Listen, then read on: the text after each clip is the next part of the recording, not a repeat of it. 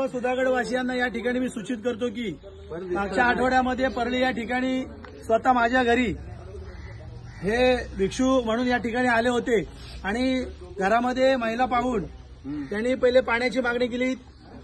महिलांनी माझ्या स्वतः बायकोने त्यांना पाणी दिलं। पाणी दिल्यानंतर थोड्या वेळाने सांगितलं ताई आम्हाला चहा दे आणि चहा घेण्यासाठी माझी मिसेस बोलली तुम्ही पॅसेजवरती बसत आहे ना, आम्हाला घरात बसून चहा प्यायचंय। घरामध्ये आले, घरामध्ये यांना चहा करून दिला।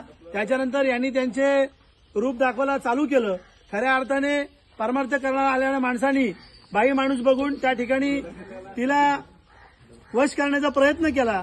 म्हणजे हातामध्ये रुद्राक्ष काढणे, शंकराची पिंड काढणे असे प्रकार केल्यानंतर साधारणतः सुधागड तालुका भावनिक तालुका आहे आणि महिला म्हटल्यानंतर महिला ही परमार्थिक असते, भावनिक असते आणि त्या भावनेच्या आहारी जाऊन तिने यांना 20 रुपये दान दिला। परंतु त्या दानामध्ये हे असंतुष्ट झाले, यांचं समाधान झालं नाही आणि अशा या असंतुष्ट बाबांनी पुन्हा सांगितलं की ताई तुझ्याकडे खूप काय देण्यासारखं आहे, तू देऊ शकतेस, तू जर दिलंच नाही तर असे कितीतरी महिला दाशी बनतात, आमच्या मागे येतात, असं कारण खोटं त्यांनी दाखवलं। खरं तर हे स्वतःचा उद्धार करू शकले ना असे हे बंधू बाबा हे इतरांचा काय उद्धार करणार। परंतु त्या महिलांना काही सुचलं नाही, ती घाबरली एकटी घरात असल्यामुळे आणि तिने 500 रुपये त्यांना पुन्हा आणून दिले। तिने पुन्हा यांनी सांगितलं की तुमच्याकडे खूप काय देण्यासारखी आहे, परंतु थोडी ती महिला माझी बायको हुशार असल्या कारणाने त्यांना सांगितलं तुम्ही इथून जाता की नाही।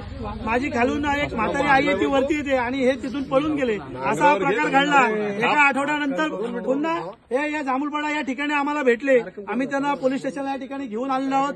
पोलीस स्टेशनच्या मॅडम परदेशी यांच्याशी मी संपर्क केलाय। तालुक्यामध्ये असा कुठलाही अनुचित प्रकार घडू नये यासाठी त्यांना पोलीस स्टेशनला आणलं होतं।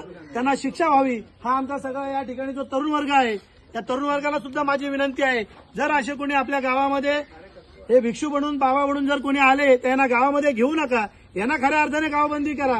कारण की हे तरुण आहेत, त्यांच्या हातामध्ये ताकद आहे कमवण्याची, परंतु हे देवाच्या नावाखाली हे लुटतात लोकांना। हेच मला या ठिकाणी सांगणं आहे। मी जनतेला आवाहन करतो अशा भिक्षू बाबांपासून आपण सावध राहायला पाहिजे। एवढे बोलून मी इथेच थांबतो। माफी मागा सगळ्यांची जनतेची इथं काहीच नाही केलं, सगळ्यांची माफी माग इथं आहे त्यांची माफी मागा सगळ्यांची मागा। हा कसला माझा आवाज खाली का खाली